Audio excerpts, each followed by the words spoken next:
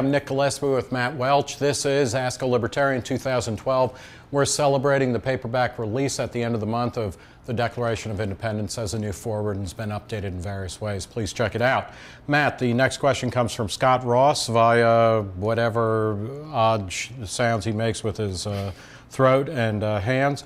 He asks, how can I talk politics with my earnest lefty friends without them screaming at me? Since I know Scott Ross, I can say it's hopeless because it's you and everybody wants to scream at you. But beyond that, we got a lot of questions that are actually exactly in that same vein. I would argue something that Bjorn Lomborg argued last night at an event that we had at the Museum of Sex in New York, which is that assume that the people that you're talking to want the same better world and the same better life that you do.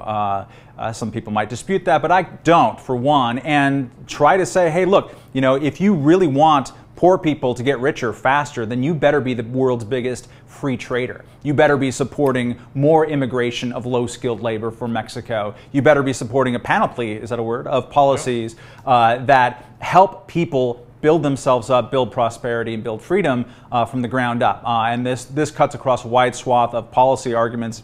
And in our book, that's what we're talking about. We're talking about helping people have better public education, helping people escape these sort of traps that we have in governing life. So I would say use the language and use the ideas about the same goals, and then just point out that these methods are superior. I also find in a general way, and this actually helps me formulate arguments, is when you ask people what's the data or what is the proof they would need to abandon their position. So whether it's say like with fiscal stimulus, you hear a lot of people saying no, stimulus worked, and the reason it didn't work as well as it could have is because of what, by definition, it wasn't big enough. So we know stimulus works, so if stimulus doesn't work, it's because the stimulus wasn't big enough.